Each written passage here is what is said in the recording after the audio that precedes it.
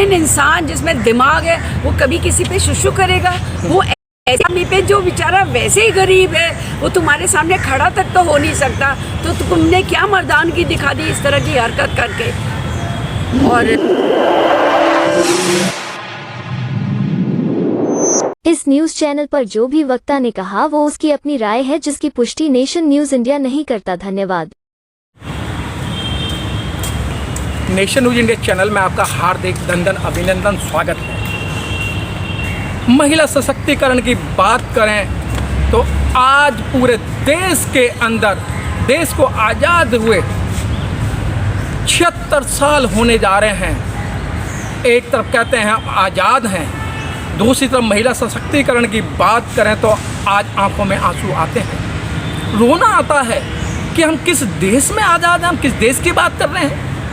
तो आज महिला सशक्तिकरण की बात करने के लिए हमारे बीच में समाज सेविका और एक्सपर्ट नीलम कुमार जी हमारे बीच में हैं। नीलम कुमार जी, आपका नेशन न्यूज इंडिया चैनल में आपका हार्दिक स्वागत है। मैडम जी, आज अगर हम सशक्तिकरण की बात करें, क्योंकि एक आप महिला हैं, आप देश की राजधानी में रही हैं, तो आज महिला सशक्तिकरण पे आप क्या कहेंगी? देखिए, जहाँ तक महिला सशक्तिकरण की बात है, देखिए अगर जो महिलाएं खुद सशक्त हुई हैं बाबा साहब के आशीर्वाद से, वही सशक्त है। इसमें न सरकार का योगदान है न समाज का कोई योगदान है। आज भी समाज जो है महिलाओं को हीन भावना से देखता है।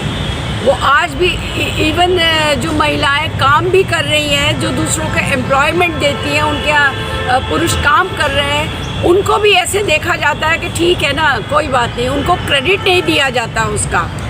उनकी बात सुनने में भी टाइम लगता है। सोचते हैं महिलाएं, इसको क्या पता होगा, घर वाला कोई चला रहा होगा तो ठीक है, ये सशक्त हो गया। अब सशक्तिकरण का जहाँ सरकार की जो जिम्मेदारी है वो तो आपको दिखाई दे रहा है। अभी आपने हाथरस की घटना देखी है, वहाँ उस बच्ची को रातों रात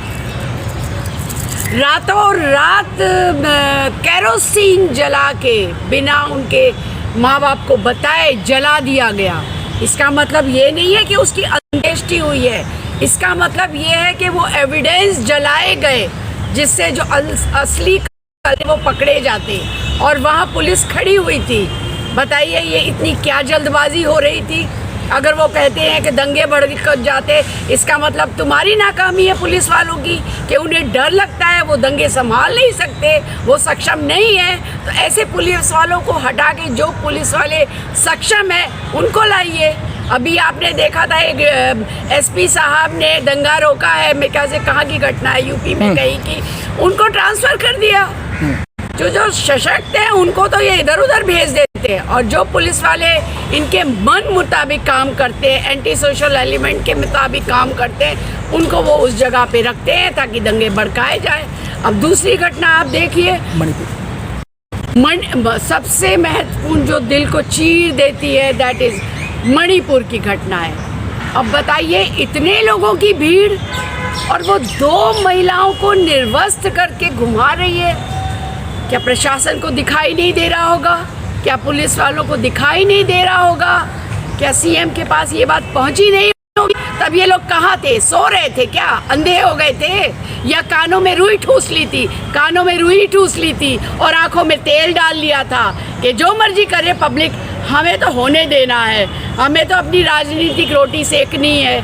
तो उनका जो मुख्यमंत्री है वो खुद ये कहते हैं ऐसी तो हज़ारों घटनाएं हैं। तो हज़ारों घटनाएं, फिर तुम महिला सशक्तिकरण और महिला रिजर्वेशन की बात करते हो।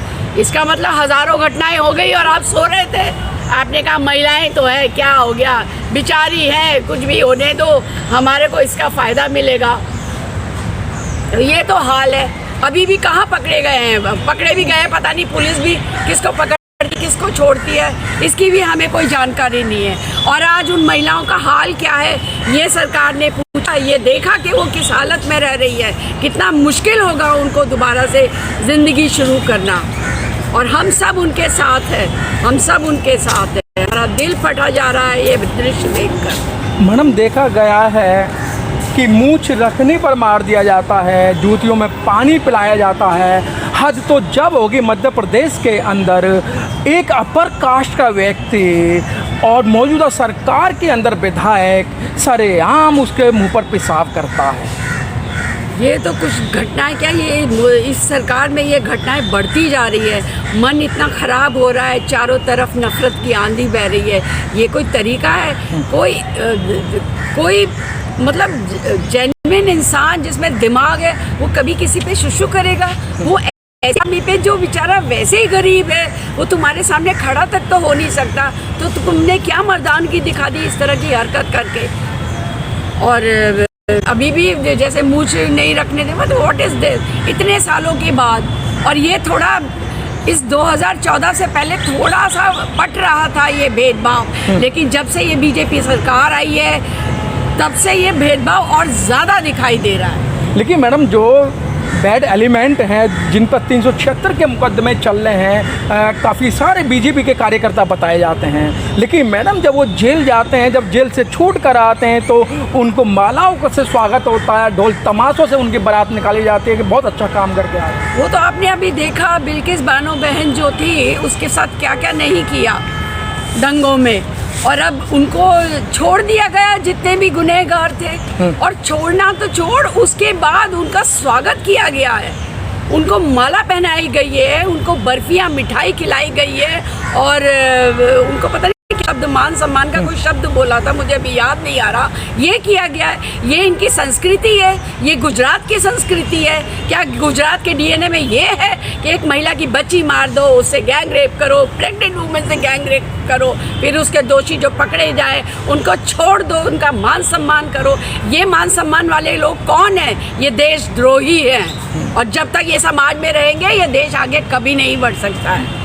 मैडम चलते चलते अगर मैं बाबा साहब की बात करूं तो मैडम क्या बाबा साहब ने दलित महिलाओं के लिए ये मतलब कानून बनाए थे, या दलित महिलाओं के लिए ही काम किया था? क्योंकि हिंदू कोड बिल की बात करें, सारा आज जो काम हो रहा है हिंदू कोड बिल पे ही तो काम हो रहा है। बाबा जो रूपरेखा रखी थी, तो आप बताएंगे कि उन्होंने दलित समाज के लिए काम किया?